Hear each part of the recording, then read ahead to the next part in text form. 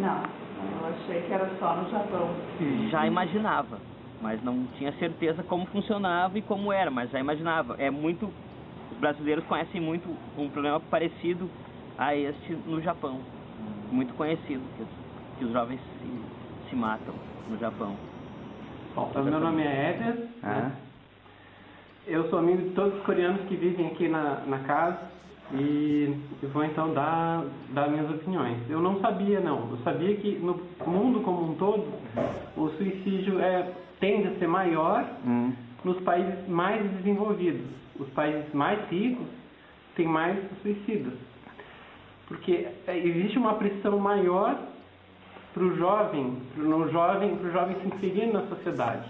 Nos países mais pobres, há uma coisa que a gente pode chamar, entre aspas, de esculacho, né? As pessoas não estão tão preocupadas, assim, com o sucesso ou com o fracasso dos jovens, porque o país como um todo é mais fracassado.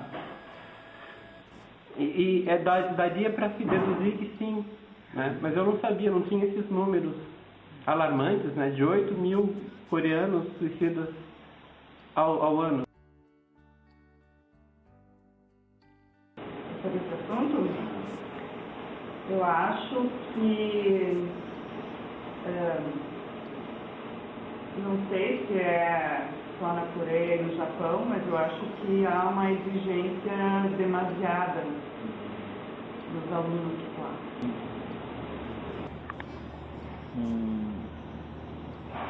Eu acho um assunto eu acho um assunto extremo, assim, um assunto muito extremo que tem muito a ver com a vida que nós vivemos hoje, pleno ano 2000, estamos em 2011, mas nesse novo século onde a competição por emprego, por melhores lugares para estudar, para trabalhar, faz com que as pessoas façam loucuras para poder estar nas universidades, para poder conseguir trabalhos, inclusive muitas vezes, como aparece no vídeo, as pessoas se matando ou se suicidando, ou até mesmo fazendo coisas contra colegas e pessoas que são concorrentes dela. Também acontece muito, e existem muitos casos disso no Brasil também. A educação talvez a coisa mais importante, o aspecto mais importante na vida das civilizações e da cultura, né? A educação como um todo é o que garante que o passado evolua para o futuro, né?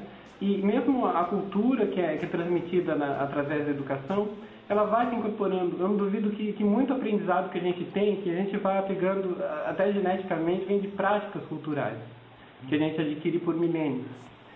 Então ela é importante na definição da vida, né? O aprendizado é importante na definição da vida, de uma forma geral, e para o ser humano é a cultura e a nossa vida também. Então, ele é importante em si. Qualquer problema relacionado com a educação tem que ser atacado. Tem que ser atacado com vigor, com firmeza, com segurança.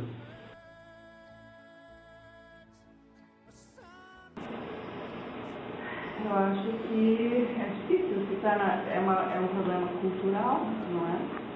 E então, para mudar uma mentalidade é complicado, mas acho que tem que diminuir o número de horas de estudo. Os pais têm que entender que é necessário descansar e se divertir. Pelo vídeo eu entendi que quase antes do vestibular quase não tem tempo para descansar, não é isso? Sim. Tá, então aqui as pessoas antes do vestibular estudam muito também para passar, mas todo mundo sabe que é importante ter um período de lazer, porque senão a cabeça não consegue mais pensar e estudar.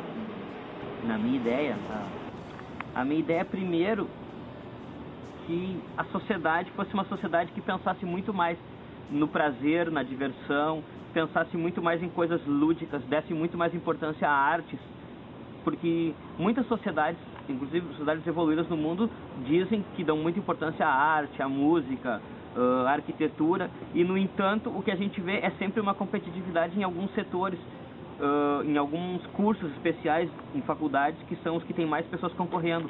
Então é que arte em geral, como música, teatro, tivesse muito mais valor, em que as pessoas pudessem estudar para ser artistas também, e ter um reconhecimento, não apenas reconhecimento das outras pessoas, mas um reconhecimento financeiro também, que pudessem lucrar tanto, né, como sendo um médico ou um engenheiro. E que com isso, o que eu poderia dizer?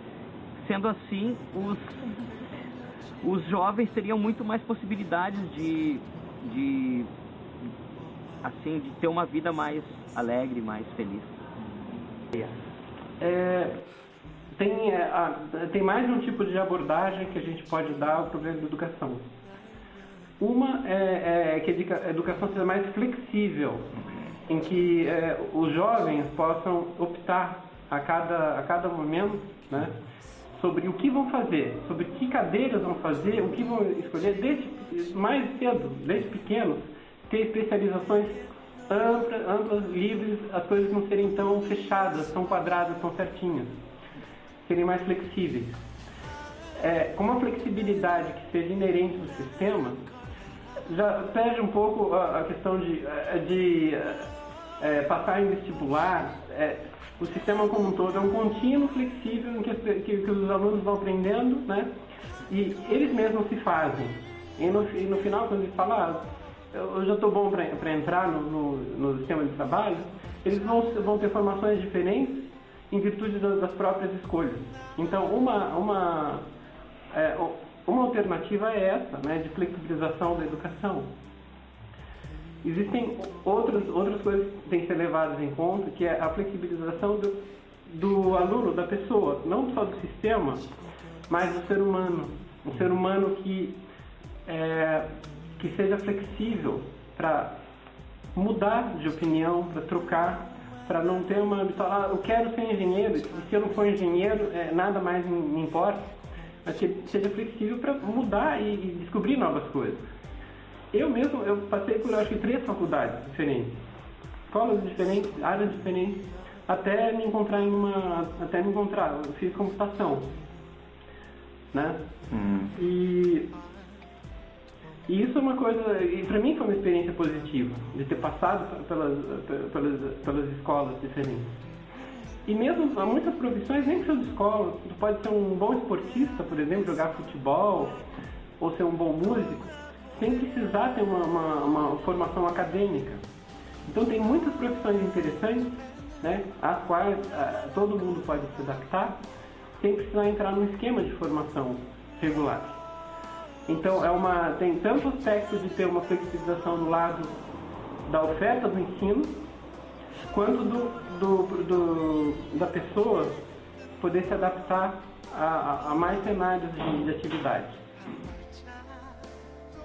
Acho que, em primeiro lugar, as drogas. Por quê? Porque tem muito acesso às drogas no Brasil. Tem muita entrada e muita tolerância com isso. E o segundo problema talvez seja o contrário do que a Coreia. Falta de limites e talvez precisa um pouco mais de exigência, um pouquinho mais, tem que ter um equilíbrio. Bom, então aí, recorrendo ao teu vídeo, tem muito claro para dizer que no teu vídeo aparece que as pessoas, os adolescentes começam a estudar às 8 da manhã na Coreia e terminam de noite, muitas vezes fazendo aulas particulares. No Brasil, o caso é quase ao contrário, né? A educação no Brasil, ela é algo que está caminhando a passos lentos ainda. A educação do Brasil, ela não é uma educação assim que seja uma educação para todos ainda com a mesma qualidade. A gente sabe que existem as escolas particulares que têm uma educação boa e que são a maioria das pessoas que vão entrar na universidade pública, mas a educação pública do Brasil, ela tem muitos problemas ainda e então eu acho que esse seria o maior problema da educação do Brasil: a qualidade da educação, a valorização dos professores, a questão de laboratórios, a questão de cursos mesmos dentro da universidade, a questão da arte não está muito ligada à cultura, a arte, a cultura em geral, ela não está muito ligada à educação, principalmente à educação no ensino médio, ensino fundamental. Existe uma distância muito grande em algumas disciplinas como filosofia, música, teatro. Na maioria das escolas públicas do Brasil não existe incentivos para esse tipo de arte, enfim, esse tipo de conhecimento. E eu acho que o Brasil ainda precisa evoluir muito nisso. Eu me lembro mais ou menos há uns 15 anos atrás que a gente lia matérias que saíam sobre a Coreia, eu me lembro muito bem disso, e que falava que a Coreia passava por uma revolução na educação e que isso ia gerar muitos frutos, né? Mas até então ninguém sabia, e hoje a gente sabe que realmente a Coreia, até em termos de tecnologia, a Coreia é um dos países que está na ponta da tecnologia mundial, né? Mas só que isso tem um peso e isso tem um preço também, e o preço disso é essa concorrência, essa coisa que acaba fazendo com que os jovens, né, os adolescentes acabam muitas vezes se suicidando, e enfim. Pensando sobre isso, né, um pouco tempo atrás, acho que ainda é a falta da oferta de ensino público e gratuita para todos, né? No Brasil falta escola, ele tem carência de profissional ainda, a maioria dos profissionais não são bem preparados, né? Não tem escola superior, né? E as escolas superiores normalmente são pagas, então só pessoas que têm dinheiro conseguem fazer, né? O Brasil está enriquecendo, mas ainda é um país onde tem mais desigualdade. No mundo inteiro deve estar talvez o segundo ou terceiro país onde tem maior desequilíbrio de ricos e pobres. Então tem muito pobre, apesar de ser um país que está enriquecendo, tem muito pobre e muita gente que está excluída da educação. Então ainda falta oferta de ensino público e gratuito, para que as pessoas se insiram, possam se inserir.